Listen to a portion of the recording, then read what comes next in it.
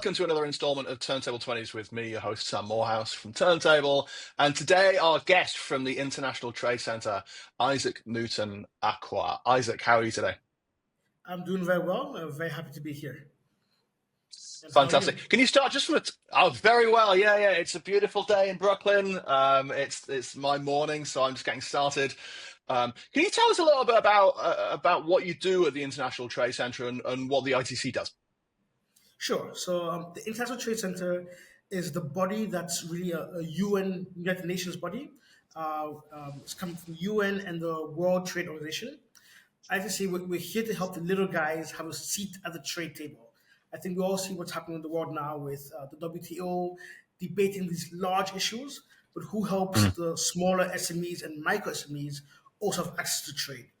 Our tagline is transforming trade, changing lives. So we really help with capacity building, market access, market information, and especially here in Ghana, a lot of trade fairs, helping the companies have exposure both across Africa and into Europe and further afield to have these trade partnerships. Fantastic. Very important work. You must have seen a lot of change over the past few years, right? How long have you been in your role, and how have things changed since you started? So I've been in now for 3.5 years, and it's been exciting times. Lots of different things have changed. New things have come in, like AI, which is now the new craze that everybody's touching on. We also Which we seeing will that. talk about for sure. And of course, we've seen new, let's say, political regimes come, not just in the US, but also in Europe. And that's also changed a lot of things of how things are done. But it's been interesting times.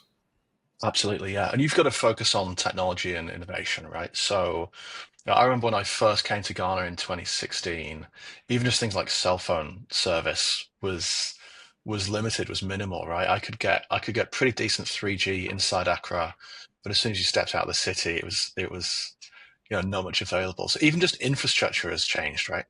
Yeah, a lot. I'm now in Ghana 10 years. And I remember Mm. using like calling friends back home on like WhatsApp. And it was like terrible, Yeah, even in the house with next to my modem and everything. Now, a couple of years yeah. later, I can be on the road and have connectivity and be like, having video calls. So things are changing. But of course, yes, there's still more in the capitals where you get the highest speeds. And last year, Starlink came to Ghana. That's also changed the So game of high speed connectivity. I want to talk about innovation, and I think that's a good segue into doing that because it's so challenging to innovate in the technology space, to build any kind of web application or to do any kind of machine learning when you can't access the internet or when there's a bit of friction. And how, as soon as that friction's released, all of a sudden there's like a thousand flowers blooming of people with an idea, looking for partnerships, looking for funding, looking for infrastructure, looking for a place to run their business. How have you seen that change, and how are you able to help those folks? It's been a massive change. I think one of the big things is now like innovating with the limited needs and limited like frugal innovation. I think we call it. So you Right. mentioned web apps, but now a lot of startups are thinking, okay, we don't actually need a flashy app or web app. How do we do things with USSD, sort of like these text short codes? So now you can do like very complicated things from like moving money to getting weather information and so on, all based via these text processes. So like leapfrogging the need for apps and understanding what the local needs are. So now, if you can be in the farm, in the middle of the forest somewhere, and still have access to these latest technologies using USSD. Yeah, yeah. But of course, So what's we've for? seen. Sorry. Go ahead, please. Go Yeah, ahead. I was saying just we also see an explosion of hubs. I mean, you mentioned like places for people to work. We now Yeah. have over 100 hubs across Ghana, in all regions, not just the capital. So it's been really exciting to see. Before, it was just the capital and a few other cities like Kumasi or Takrade. The But Kumasi now, Hive, an exactly, Impact Kumasi Hub. High, I know Harper those Street. places. Yeah. Yeah, yeah, yeah. But now all the way in wow, all the way very north, you now have tech hubs serving these future leaders, future innovators. That's an amazing growth in the ecosystem, not just in people who want to innovate and build product, but also in in the support systems around them. What's funding like in Ghana right now? So we like to call ourselves part of the big five. We're the biggest from the rest. You have Egypt, Nigeria, Kenya, South Africa Yes. as the big four. Yeah, just get in there, and we tend to be the fifth, right? So if Yeah. you look at Senegal, Ethiopia, Uganda, we tend to be slightly bigger than them. So I guess compared to the rest of Africa, we can't complain too much. But Mm. yes, funding is still predominantly coming from outside of Ghana. So that's one thing we're looking to change, get more like pension funds and more local investors to enter the game. But it's been rising. Like we had a peak a couple of years ago, but it's been steady. I think close to 120 million dollars came into the tech investments into Ghana. Yeah, yeah. A lot of it going to those folks in Mest. The Complete Farmer Yes. guys got, I think, $24 million for their, for their investment round last year, which is incredible. No, Messa's doing really well, really, really well. They're really the Yeah, pioneers yeah, of the space in Ghana. for sure. Yeah, and they've been around for a long time. I remember I was talking to some Mest folks a couple of days ago, and I was saying that when I first visited there, they had a little house on a river in East Legon, and you had Yes, to get to the back door. You had to cross a stream on a the rickety wooden bridge. bridge that someone had built to get into the. Exactly. Yeah, yeah. I know they've come along in leaps and bounds, right? I think that it's kind of a testament to the growth of the space that organizations like Meltwater are able to, to really get into because they're working with software developers and they're working with like database experts. And when I visited, there were folks drawing out database schemas on a whiteboard, and we were talking about data types, all kinds of cool stuff. So yeah. Mhm. So what's the best for a person in Ghana who has a plan, who has an idea, who maybe has some talent, who has drive and ambition? What's the best path for them to build a successful product? I think now there are a lot of different programs that exist. You mentioned Nest. I mean, before Mm. they were like the only ones. And you mentioned now Hyperspace and Kwasi Hive. You mentioned the 100 Hubs, but you also have companies like ALX, actually, maybe just a little shout out to them. ALX Nice. Ventures. You have Blossom Academy, Generations. You're now seeing a lot more companies, including Turntable, that are Yeah. doing things to support the capacity building of startups or capacity of potential. A lot more universities are now seeing the importance of nurturing talent. So now getting universities having their own hub within the university. So it's been also a game changer over the last 3-4 years. So now you get that support at university level. And then you also have developing partners like ITC, like GIZ, Yeah. and others that are also doing a lot of capacity building in various forms, from like freelancer training to digital skills to e-commerce, enabling people to get that kind of first access. But now Mm. you literally have an ecosystem, and almost like the complaints right now are people go from one player to another. So they go to like Turntable, get some skill, then they go to Mest, do an Right, incubation, they go right. to KSC. So But like I think fishing in every pond, right? exactly, like find something new, Yeah. expand, get your network, get some funding, get your Oh, good for traction them, going. man. Like, good Yes. for them. Like you. So But there's it's so good stuff. like one of the things I loved about like as an outsider coming into Ghana and visiting the country and working there and making friends and traveling and eating the food and all that stuff. One of the things I love the most is that like hustle culture, that grind. And Yes. even with our employees, like we see it translates into how they work. We do a load of work with international clients. We do a load of work with enterprises around the world, and when we first started out as a vendor to those clients in financial services, I used to run these sessions where I would talk to hiring managers about like what it's like to work with someone from Ghana or like to work with a team of people from Ghana. And I stopped doing that because firstly, these people are used to working with colleagues across the world. So it's a little patronizing to say, but secondly, like it speaks for itself because that grind, that drive, that thirst, that hustle culture is just so apparent. And I'm so happy that translates to the innovation space as well, to like the startup space. No, you can really see it translate, and it's really great to see that. I think there's still Yeah, some aspects of culture that we do need to work on when working internationally. Uh, That's Although we have the interesting. hustle, we tend to be very, almost very polite. Maybe sometimes like too polite, too like So yeah, subservient. Yeah, yeah, yeah, yeah. yeah, exactly. So like some of that has to change, especially with working with more like American and European clients to be more like, aggressive, Yeah. more direct. But no, I think That's we a have real a good challenge, isn't balance. it? That's yeah, that's a real. I mean, we hire lots and lots of young people in Ghana. It's particularly like a junior senior or a young old divide where Hmm. people expect to be quiet until asked a question and not Yeah, speak up. We get sir and ma'am a lot. Like, please don't call me yeah, sir like yeah, this. Maybe. And what we found is that it's best to be very, very, very clear, almost over clear about expectations yeah, of people internationally. Or like almost to the degree of it's not that you shouldn't wait until you're spoken to. It's that it's kind of weird if you do. You yeah, know. exactly, exactly. Yeah, No, we did some training for people going abroad, so we always bring up yeah. that kind of cultural difference. This is a Dutch social scientist, Hofstede, that has this, like 6 cultural Okay. dimensions. It's always good to get them aware of how. Oh, that's interesting. Yeah, Yeah, that's interesting. There's a book by a lady. I always look on my shelf. I can't see it. By a lady called Erin Mayer called The Culture Map.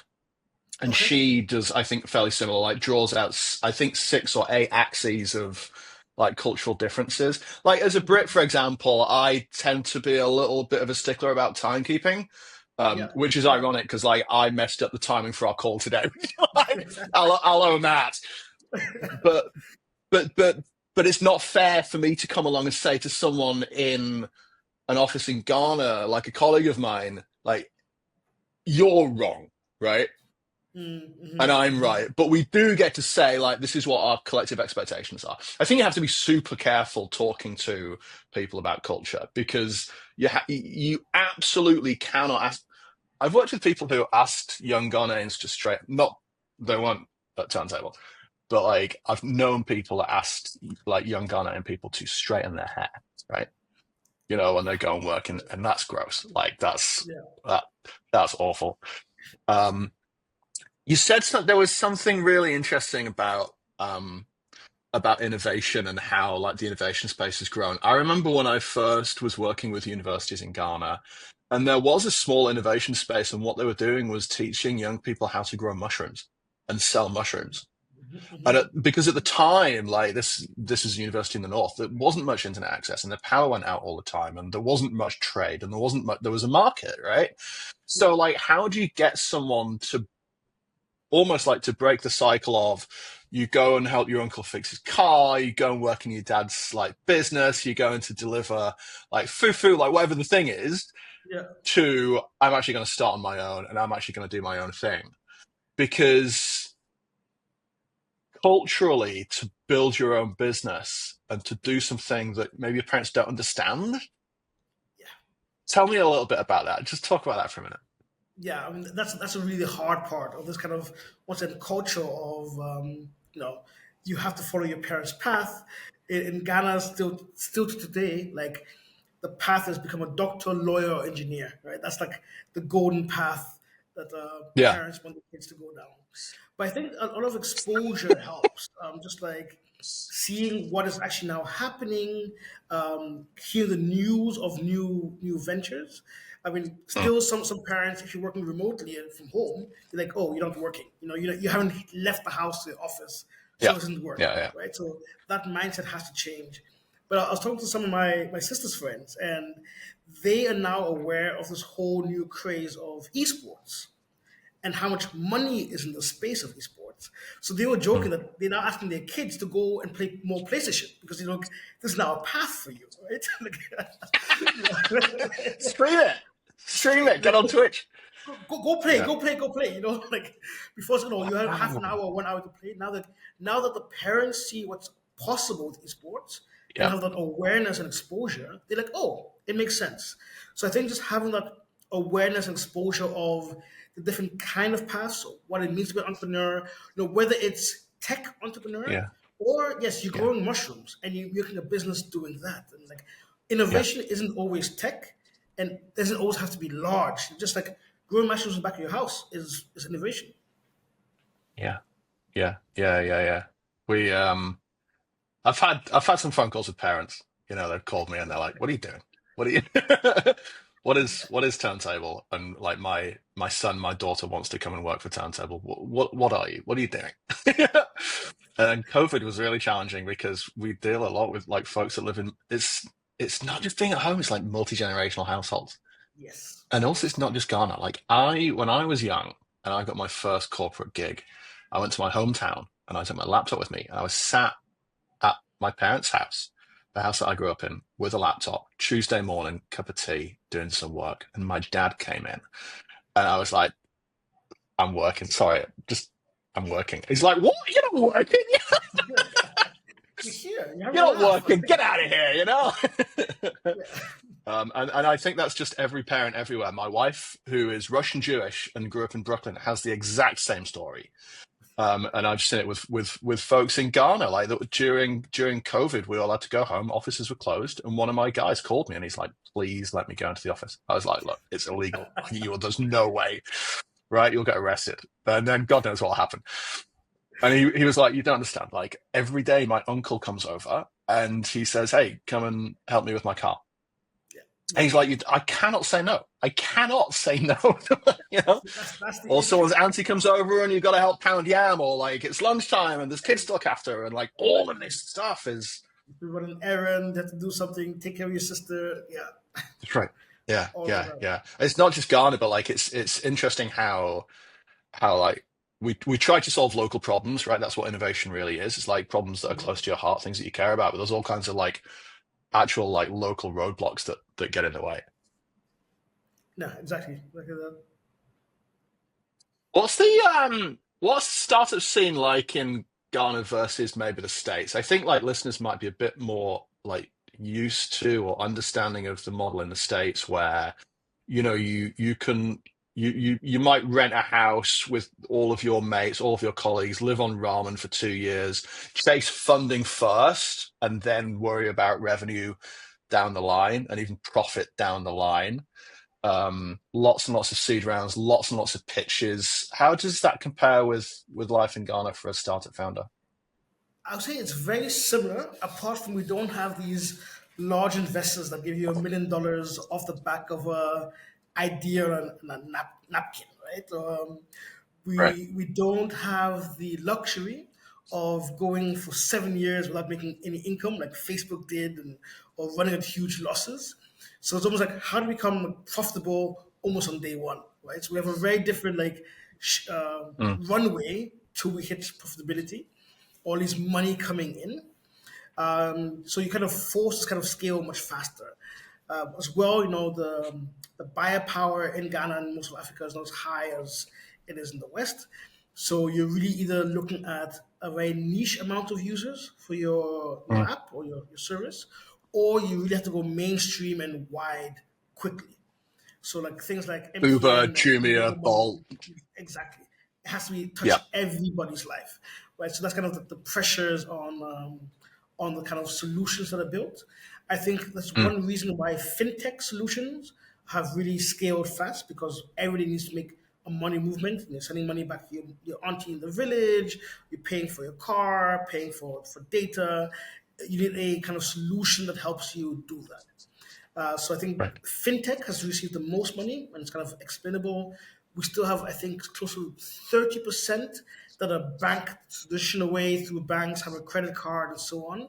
So if you're not in that 30%, then you need a fintech solution to run your payments. But you also have a lot of things like agri-tech. And in Ghana, close to 40% of the population work in the agriculture value chain. So, of course, innovation in that chain to make it more efficient. This is everything from drone spraying for large fields to having solar powered cold storage trucks. We have a company like that in the ITC cohort, Wow. or weather forecast for farmers to know, do I plant my fertilizer today or do I wait for 2 days for the rain to hit? Things like that. Those kind of solutions also scale really fast because yes, you have a lot of farmers or people who rely on agriculture for their business. So you see a lot of innovation in that space. But I mean, also things I think around the world, education technology, edtech, Mm. is coming in. Deploying AI solutions for personalized learning. So I think we have the same problems, but different ways of how they have to be implemented in Ghana. I mean, we talked about like lack of data or smartphones. So I think one of the coolest inventions I've seen is giving people with what we call YAM phones, so just normal like your Nokia 3310. Like, if you Oh yeah. remember all the way back there, like no internet, no like smart features, allowing them to have the power of chat GTP by allowing them to send a voice prompt and then it goes through whatever to the chat and then getting the answer back in voice. So now you break down the need for smartphone, internet, and even language. Like, are they literate enough to type? Don't worry about that. Send a voice prompt, will send you back the answer in your local In Tweed. language. Yeah. Yeah. Exactly. That's fantastic. That's so cool. Yeah. Man, it's quite rare that innovative steps make you like they stop you in your tracks and take your Yeah. breath away. That's a good one. That's incredible. We've got to wrap up, but I guess like I'd like to end on opportunities for international funders. Like if you're outside Ghana or outside West Africa, you're outside the global South, and you want to invest in some of these truly innovative platforms, what's the best way to do that? So we don't have many ways. I'll say like there's the Ghana Hubs Network. So they're the collective Mm. umbrella of all the different tech hubs. So there'll be one good agency to connect with. We also have the Association of Ghana Startups. So they're the umbrella for different startup organizations. But one really cool innovation that came out from one of the companies in the cohort, Grow for Me, they created a crowdfunding, well, they shifted the crowdfunding policy from a securities exchange, enabling Mm. anybody to make a debt or equity investment into startups via them. So you have an Right. entity that can Right. help you Right. protect your money, find deals for you, close them, hold your shares, and everything. So Grow for Me is now a means that people from around the world can now invest into the space. But I would always Fantastic. say it's always good to have a local guide help you understand what's happening. So you're not getting overpriced or innovations that won't go anywhere being sold to you. So having some local context always helps. 100%. Yeah, 100%. Isaac Newton-Acquah, where can people find you? You're on LinkedIn? Yes, I'm on LinkedIn under the name Isaac Newton-Acquah, true story, and also on IG and Twitter. Fantastic. All right, Isaac Newton-Acquah, thank you so much for joining us today for Turntabl 20s. It's been wonderful having you, and I'm sure we've learned a lot. Cheers, all the best. No, thank you. All right.